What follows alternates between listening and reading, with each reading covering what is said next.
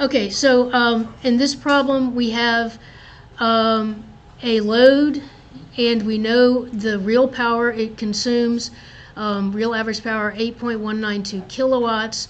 We have the power factor of 0.707 lagging, and we're going to add a shunt capacitor to improve the power factor to 0.89 lagging, and we need to determine the value of C. And I did this problem this morning, and of course I left my notes on my desk at home, so we'll just go through it. So the first thing is I really like when I'm dealing with power and real power and reactive power and apparent power, I just like to use the power triangle. I don't know, do y'all use that in class? Okay, it's real handy because here, this is what it is. You will use it when you get to power. You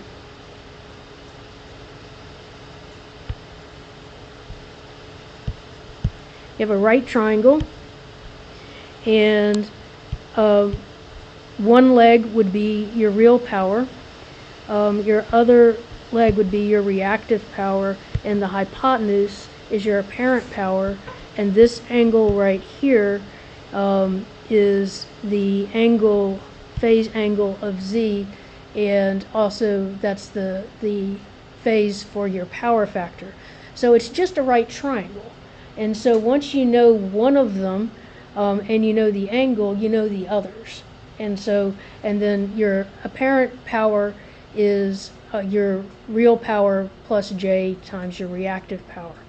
So knowing that, and knowing that my power factor is 0.707 lagging, I know that cosine phi is 0.707, and so phi is the inverse cosine of 0.707. And if you help enough people with trigonometry long enough, you recognize that as 1 over the square root of 2, which tells us that phi is 45 degrees. So, so now we have that, and we know that our load consumes 8.192 kilowatts. So that's our real power, 8.192 kilowatts. And so our reactive power, tangent of phi will equal our reactive power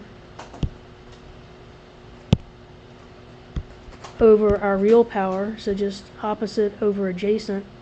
So tangent 45, which is 1, right? Yeah, 1, is Q over 8.192 kilowatts, or 8.192 kilowatts equals Q, and I'm just going to say that's Q old, because what our goal is with our power compensation is we're not going to change our real power. Our real power is going to remain 8.192.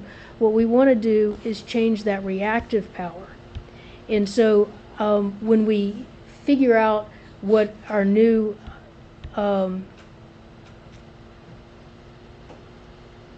we can get our new angle pretty quickly, but when we figure out everything else about our new triangle, our real power is still going to be 8.192 kilowatts, but what's going to change is our reactive power and our apparent power.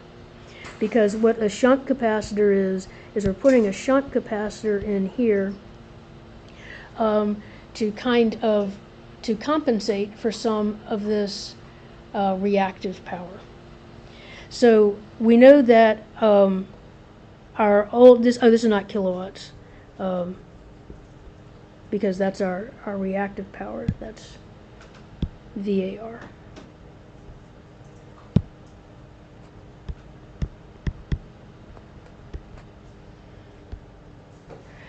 Okay, so next we know that our new power factor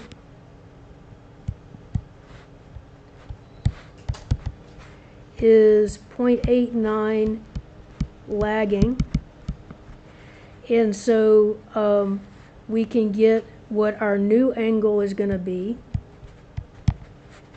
It'll be the inverse cosine of 0.89. And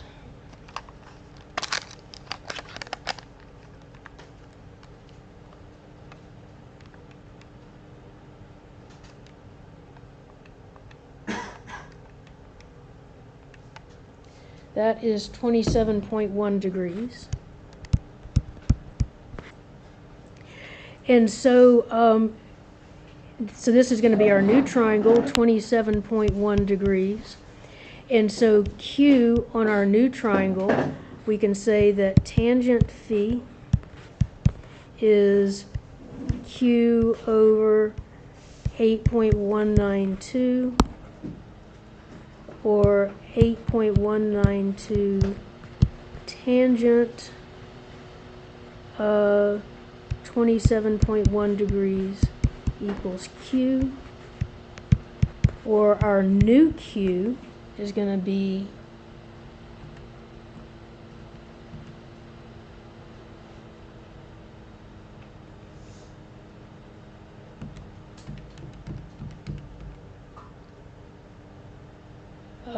4.197 kilowatts. Not kilowatts, VAR. Okay, so what does our capacitor have to do? Well, our shunt capacitor has to take care of the difference between these two. So if I take Q old minus Q new, that will tell us the amount of reactive power that our new shunt capacitor has to take care of. So that would be 3.995 K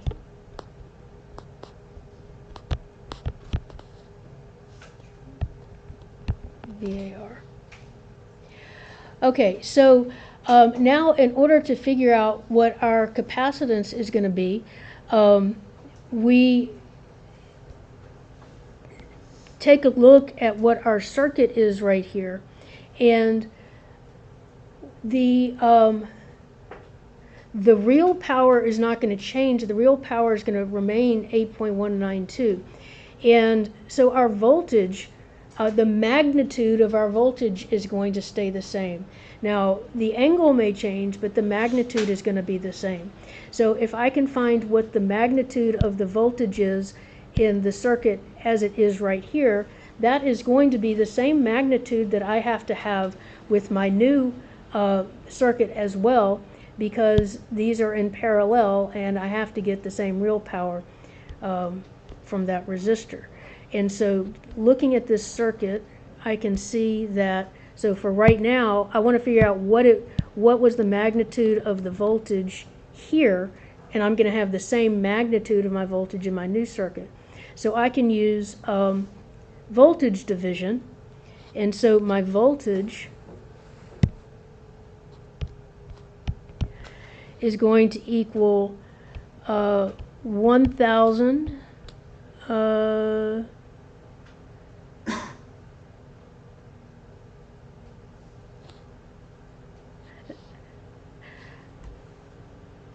that is 1,000 volts RMS, right? I spent a long time with someone in the non-EE circuits class trying to figure out what I was doing wrong with their problem, and their problem, it had something very much, it looked very much like this, and so that's what I kept working with, but then somewhere else in the problem it had that VRMS equals something, and this was just like a variable standing for something, but that's not what's going on here. I'm just relating my past trauma. Okay, all right, so we have 1,000 times, I want to get the voltage across the load over here, because that's the part that I want, so that would be 50 plus J50 over the total impedance, which would be 60 plus J50.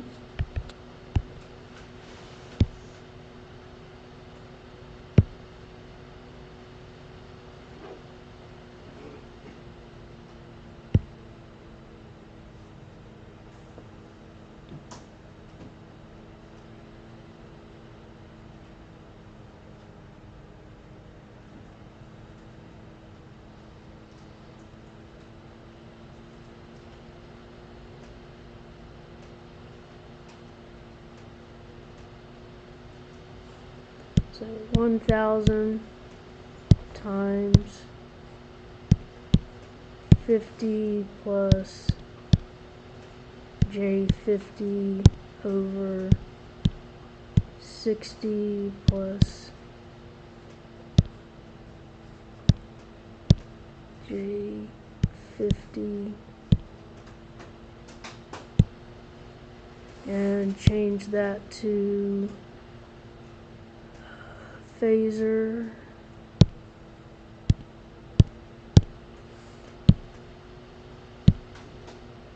(905) angle 5.1.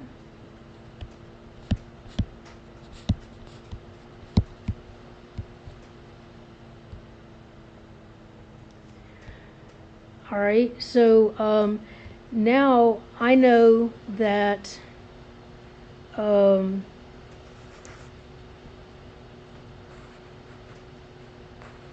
this is just how I remember. This is how I remember the formulas. So this is just me writing stuff down. I know V equals IR, and so that tells me that if I'm looking at my reactance, so V will equal IX, and I power equals IV, and I want V here, V, no, I want, yeah, so I equals V over X, and so my power is just V squared over X. Okay, so, and then that was just me deriving my formulas because I can only remember like two. These are the only formulas I can ever remember. I have to derive everything from them. And then for a capacitor, I know that X equals minus J over omega C. And so here, I'm not going to be worried about the J because that's kind of built into the fact that I'm working with Q. Also, this is really negative. I did old minus new, but it should have been new minus old. So that will also take care of the minus there. So X, I'll have 1 over omega is the frequency. It says 60 hertz. So that would be 60 times 2 pi times C. And so this is going to be Q now. Q will be V squared over 1 over 60 times 2 pi C. Or You also you gave us like a specific equation, which is like C is Q O minus Q mu over omega VRMS squared. oh, well, that's handy. Okay, so I just derived this. I derived the same thing. So that's exactly what we just did. So that's where I'm getting to right here. So I just derived all that. So Q C equals Q O minus Q mu over omega times VRMS squared. the RMS squared. That's I was right there. It's right there. Okay. So there, yeah, yep, yep, yep. Well, now you know where it comes from. Okay, so that gives us 3.995 K over 60 times 2 pi times, I had the V, 905. 905 squared. And I'm going to let one of y'all do that for me. So you only need the real component of the voltage? I need the magnitude of the voltage, not the real component, but the magnitude. Because the magnitude will remain the same, the real and the imaginary parts maybe not, but the magnitude will.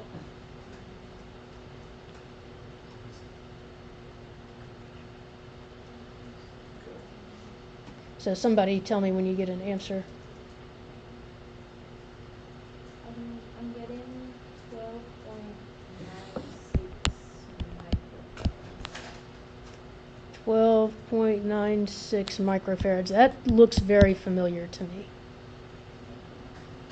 I got that too. Okay, great. So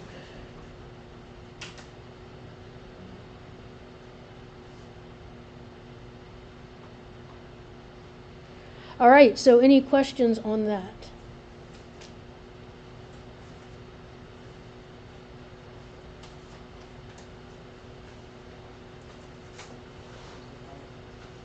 Uh, 12.96 microfarads. Okay, so I am going to stop this.